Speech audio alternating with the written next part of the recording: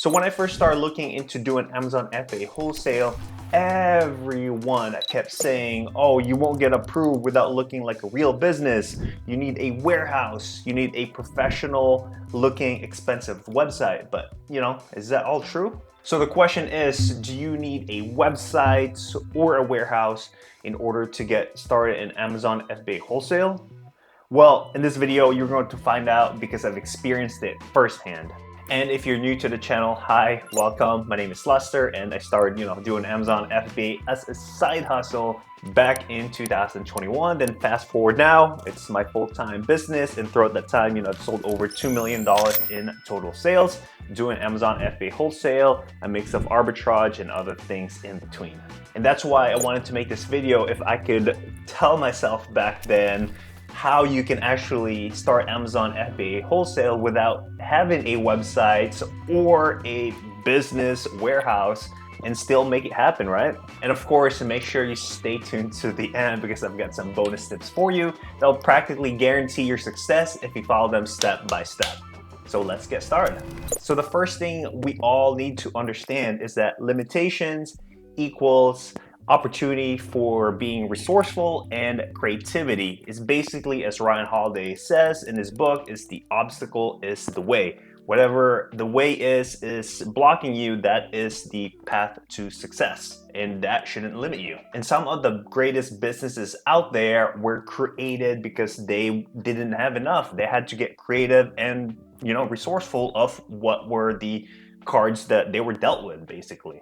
Take this guy, for example, Richard Branson. When I was reading this book, it really blew my mind because, if you haven't heard of him, he basically created the Virgin brand, like the Virgin Mobile, Virgin Airlines, Virgin Cruise. There's so many out there. But Richard Branson started from nothing, right? And he had to get creative in different ways. And one of my favorite stories, from his book right here on how he got started with Virgin Airlines was that he had started his little Virgin company, but they did not have enough, money or capital to buy a bunch of planes to get started, right? Like, no one was really backing him up. So what he did was really clever was, he basically created and worked out a deal with Boeing, the airplane manufacturer, to quote unquote lease their plane for a year, right? And this is where the best things happen because, the lack of money didn't, hold him back to start the airline company that he wanted. He wanted to do something different, but he needs plane, right? So the deal that he struck with Boeing basically was like, hey, I'm going to lease this plane for a year. And after a year, if it doesn't work out, you can have your planes back, but if everything works out, we're making money. At the end of the year, I get the option to buy it. Basically, at the end, the deal he made was a win-win situation. If it didn't work out, he's not stuck with a plane and he just gets to return it back to Boeing. But if it does work out, he gets the options to buy it, right? He already had money coming in, but basically not paying for the whole thing. So that was such a brilliant but simple thing that he did. And again, limitations equals the opportunity and not a reason to not do anything. So this is the mindset we need to have in terms of Amazon. It's like we can't have not having a website or having a real business commercial warehouse stop us from doing, wholesale. Because at the end of the day, you might not have those things, but you do have the mindset and the ability to take action.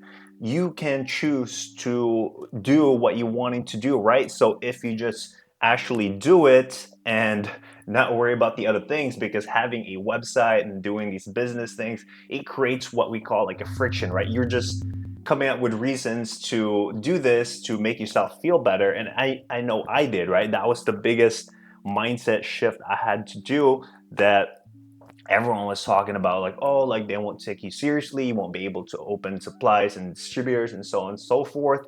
But at the end of the day, you get to choose. Don't worry about that. I'm gonna do this anyway. And wanted to share with you guys a story because when I first started knowing all this, talking to different people before doing anything, and when I was trying to reach out to my first supplier, I was nervous, right, of how it was gonna go. But I was prepared. I didn't have a website, I didn't have a warehouse, but what I did, I had a professional email. I'm gonna show you guys how to get that. And basically, I had the right professional approach that, how I'm gonna do this because I had that email that made it seem like I had a website and a warehouse, but in reality, I didn't have any of those. So yeah, of course, it did help with, getting approval and getting some yeses out there. So I was super happy, but that was a nice little hack. So let's go ahead and how you can do the same thing. So as a minimum, you need to have at least your LLC, EIN number, and your resale tax certificate to get started. Again, those are the bare minimums to get started with wholesale. And I'm not gonna go over in detail here because I've made a detailed video doing this on my channel, so definitely check those videos out. So let's first tackle on how to get over without having a professional website, but we're gonna use a professional email with yourbusinessname.com, okay? So let's go ahead and do that. So you're gonna wanna go to namecheap.com. So you guys can see right here, namecheap.com.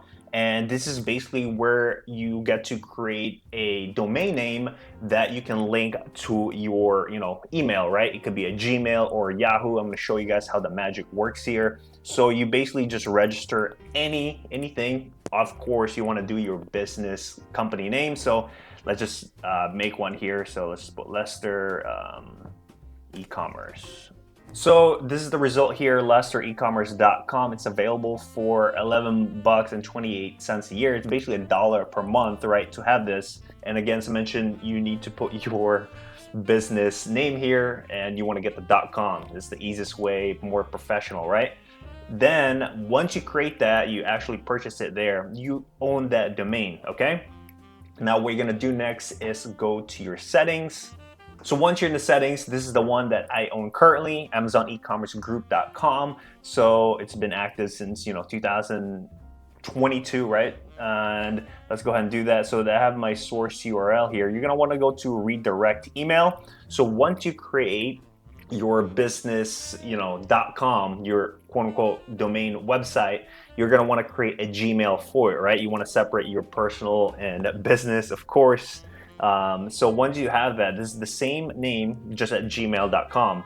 But the key is whenever you send an email from, whatever Amazon e-commerce group, like just use my business, for example, it's going to get forwarded to the Gmail without having that Gmail. So it's kind of a nice little hack without, showing everyone, because no one's really who's going to go into your website and, check all those things. Very rare and few, right? Those are maybe like huge brand deals if you're working with like Apple or Nike and stuff. They're gonna do your due diligence. But if you're just working with normal suppliers and distributors, they're not gonna have time to go through your email, right? I mean your website. It's more of like what your email is. It's gonna show up as more professional that way. That's why this is a nice little creative, being resourceful of what we've got, right? So that's how you can do it here and having a professional email. Magic, guys, right?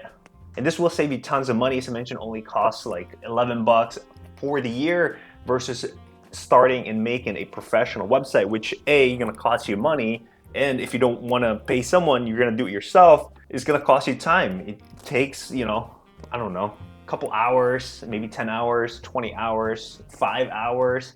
But with this, it's done.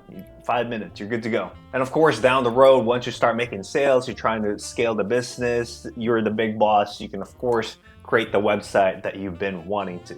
By the way, if you've been finding this video super helpful, please hit the thumbs up button because it really helps out with our YouTube channel here. And if you want to learn more about Amazon FBA, consider hitting the subscribe button. So now let's solve the no warehouse or, having a commercial building out there and stuff for wholesalers, because they won't open up an account if you don't have a warehouse. And the easiest way to do this, guys, it will blow your mind, is to just use your your home address as delivery.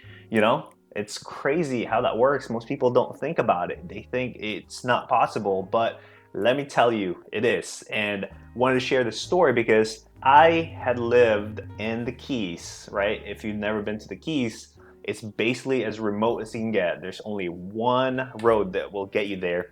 And I was able to order wholesale from anywhere in the United States and having it delivered to my house. And at one time I had a big truck out there and it was a one-way road, so they literally had to back up the truck. They couldn't go one way then reverse. They had to back up from whatever the main street, off the main street to the house. and deliver a pallet there. And I had a garage, which made it possible, but just want to tell you that don't let these limitations and everyone tell you that you need a warehouse, where I was able to make it happen, deliver a pallet into my house, basically directly there. And yeah, you might be asking, well, I don't live in a house, I live in an apartment. Well, again, it happened to me as well. That didn't let me stop, because when I first found my, wholesale brand direct, I actually lived in an apartment. I didn't live in a house where, I got the pallet and all that stuff, but I was working with smaller, suppliers and, brands. And the thing about wholesale is that the misconception is you don't need to get pallets, right? You can order, products. For example, my first deal was a beauty product, and beauty products are small. You think about like a lipstick or like a hair pomade and stuff. They come in little jars and stuff. So if you buy 100, 200 of them, they're gonna come in boxes, and that's exactly what happened. They came in multiple boxes. I think it was like 2 or 3. My first ever wholesale, and I got that sent to my apartment. It got sent through I think it was FedEx or maybe UPS, but it's your normal, mail carriers. Nothing different like you would order from Amazon itself. And it came there, beauty products, really small. And that's how I made it happen. Got it shipped to my apartment, not my house, not my warehouse, but my apartment. And if you're still not convinced or sold that you need a warehouse, great, put your hands up there. But there's still a way. You get to work with what they call a 3PL, basically a third-party logistic. It's AKA known as a prep center in the Amazon world, where there's commercial professionals that do this, as a business. So basically, I do this with my Amazon FBA business now, where I buy products, then gets it sent to 3PL or the prep center, and they do everything on my behalf. They do packing, shipping, all that stuff, because I can save taxes, right, firsthand if I'm buying online arbitrage. But if I'm doing wholesale and it's a lot of pallet and stuff like that, they get to handle all that things, right? So the easiest way to use this is to your advantage, right? If you still want to look professional, concerned about that, use a 3PL. They're huge. When they, Google the address, if they go that far, they're going to see a big warehouse, right? Because they work with so many different companies, this 3PL. And again, I made a video about this. If you want to learn more about prep centers, just check it on my channel. And it's a great way to kind of take off some liabilities of signing a warehouse lease. A lot of them require, 1 to 2 years, paying a couple months up front, just like when you want to rent an apartment, right? They're gonna want like first month, last month, all this stuff. You're gonna pay all the electricity bill, internet bill. You're probably gonna want to install cameras out there. There's just so many things that adds up that most people just think about the rent itself, right? Then you gotta get some furnishing in there in terms of the warehouse. Again, guys, you can do this all later, but in the beginning, it's not smart to spend all your money just to open up a few wholesale accounts. You wanna get some traction going on, then you can start spending and, taking the business however your heart desires. So now you know everything. Let's put the puzzle together and make it happen, because at the end of the day, all of these information don't mean nothing if you don't do anything. Action is king. We all know this, right? You don't want to be that guy from your friend group that talks about have all these ideas, blah, blah, blah, and just doesn't end up doing anything. So yeah, take action at the end of this video right here and start doing it. If you don't have your LLC, get it, right? So let's go ahead and put it all together right now. So let's say you had found, your wholesaler or distributor that you want to open up an account. You're going to want to send this email template right here. And of course, feel free to modify and kind of put your own twist to it, right? That's how I did. Kind of just took some template and kind of made it my own. And, you do variation with it and see what you find successful and, take it from there. But I want to show you an example so you can clearly see. Okay, so I have my email pulled up here, and, you of course put the email address of the company, wholesaler, distributor that you want to send, and this is going to be on the subject line right here. So I like to keep it wholesale account, new customer, any of those would work, because it gives it a straightforward, the subject, right? You want to be straight to the point and professional. You don't want to have a bunch of fluffs. And guys, this is the email right here, very thin. So I was targeting this beauty brand right here, and I just said, hi, exclamation point, show some enthusiasm. I recently saw some of your products online on YouTube with influencers doing reviews. Would love to carry them. You can even do like TikTok or Instagram, however you want, if you're targeting beauty. But if you're targeting, I don't know, toys, you might have to come up with something different, like a different angle, right? Then I said, is there someone I can speak to about opening a wholesale account or application that you can send me? Please let me know what you need. Then I would just attach, your resale tax certificate there, and just of course put in your contact information, right? Like your email, phone number, so on and so forth. But that's basically it. You want to keep it short and straight to the point. So I want to show you a typical response to these emails, right? Is right here. Thank you for your inquiry. The brand I was working or trying to get in contact with is Creole Essence. Welcome to opportunity in new communities. Click here to do the application. So they actually sent me an application, which you need to fill up as well, which is a good thing, right? They're gonna review within 10 business days. So they actually go through, like the minimum order here is 1,000, which is not bad. They show you different cases. Some units are 12 units in a case, so it's good that they kind of, broke it down here and stuff like that. And yeah, that was pretty straightforward. You get a response for it, and that's how you can start opening, just following through the application here once they click the link. And once you click the link, this is it right here, wholesale application form, your business name, guys, pretty self-explanatory. Your website, you don't have one yet, but of course you can send your domain there. It might just come up with an error and stuff, but you can fix that at the later. Email, we talked about that. Then right here, you can just do e-commerce via Amazon, or if you have your own e-commerce website, it's not a bad idea to, have one later down the road. Then this is it right here, right? Reseller permit number, that's your tax certificate number. You upload it here. Then you can just do other brands you carry. This one right here, you might have to kind of, put some brands that you might want to sell, right? Because you're still reaching out to other brands, so you might end up carrying it. So it's a gray area, just see what you do. But in my experience, don't let that limit you. In terms of here, you gotta get creative, right?